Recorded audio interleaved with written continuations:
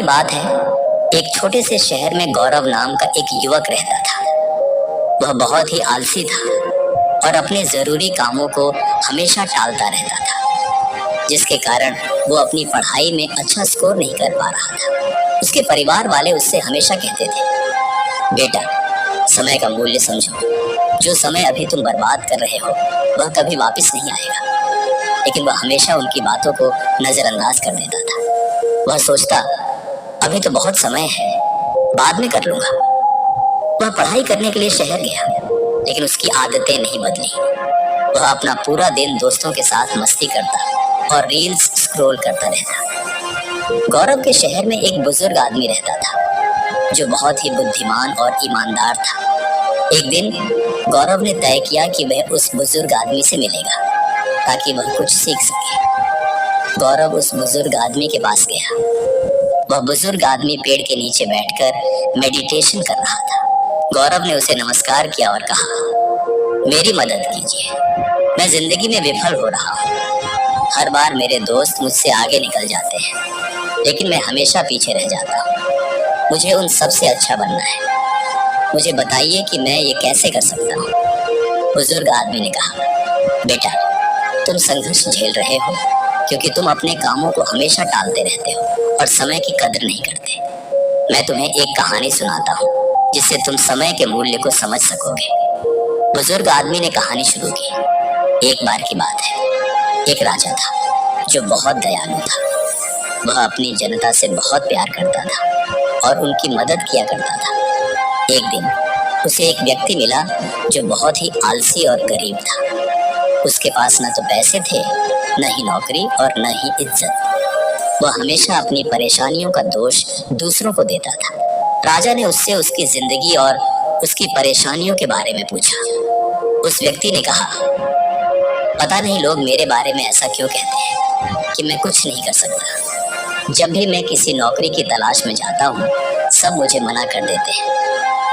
राजा को उस व्यक्ति के लिए बुरा लगा। राजा ने कहा, एक सौदा करते हैं। सूर्य अस्त होने से पहले तुम मेरे राज दरबार में आना और जितना सोना चांदी तुम ले जा सको उतना ले जाना। वह सब तुम्हारा होगा। आदमी बहुत खुश हो गया और राजा को धन्यवाद कहा। वह अपने घर की ओर दौड़ा और उसने अपनी पत्नी को सब कुछ बताया। उस व्यक्ति की पत्नी भी बहुत खुश हुई और कहा, जाओ और जल्दी से सोना चांदी ले आओ। उस व्यक्ति ने कहा, मैं अभी नहीं जा सकता, मैं भूखा हूँ, पहले मुझे खाना दो। जल्दी से उसकी पत्नी ने खाना बनाकर उसे दिया। उस व्यक्ति ने खाना धीरे धीरे खाया। उसने सोचा, उसके पास तो बहुत समय है, खाना खाने के बाद खजाना लेने जाऊंगा। खाना खाने के बाद उसे नींद आने लगी। उसने सोचा, मैं अभी थोड़ी देर सो लेता हूँ, कुछ देर बाद चला जाऊंगा। उसने सोचा कि वह थोड़ी देर ही सोएगा, लेकिन वह 2 घंटे के लिए सो गया। जब वह सोकर उठा, उसने देखा कि देर हो गई है। उसने जल्दी से कुछ बैग उठाए और राज दरबार की ओर भागा। रास्ते में धूप तेज थी, उसे गर्मी लगने लगी।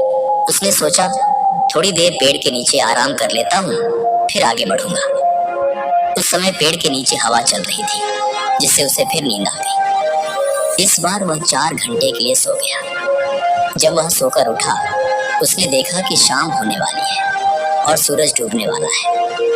वह जल्दी से बैग उठाकर राज दरबार की ओर भागा। लेकिन जब वह राज दरबार पहुंचा तो सूरज डूब चुका था और दरवाजे बंद हो चुके थे।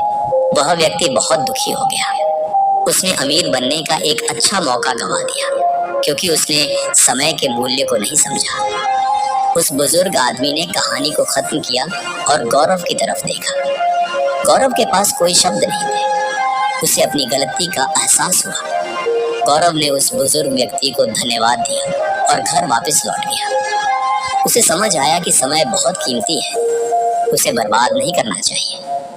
उसी दिन से गौरव ने अपने लक्ष्यों पर काम करना शुरू किया। उसने अपनी काम टालने वाली आदत को छोड़ दिया और वह बहुत प्रोडक्टिव बन गया। कुछ ही दिनों बाद वह अपने सभी दोस्तों से आगे निकल गया और कॉलेज का सबसे होनहार बच्चा बना। इस कहानी से हमें यह सीख मिलती है कि समय सबसे मूल्यवान संपत्ति है। अगर हम इसे बेकार की चीजों में बर्बाद करेंगे तो हमारे पास पछताने के अलावा कुछ नहीं बचेगा। हर अवसर का सही समय पर लाभ उठाना चाहिए, क्योंकि खोया हुआ समय कभी वापस नहीं आता। इसलिए आज से ही अपने समय का सदुपयोग करें और अपने लक्ष्यों पर केंद्रित रहें। दोस्तों, अगर आपको ये कहानी पसंद आई हो तो कृपया इसे लाइक करें और अपने दोस्तों के साथ शेयर करें। अगर आप ऐसी ही और प्रेरक कहानियों को सुनना चाहते हैं तो हमारे चैनल को सब्सक्राइब करें और बेल आइकन दबाना ना भूलें।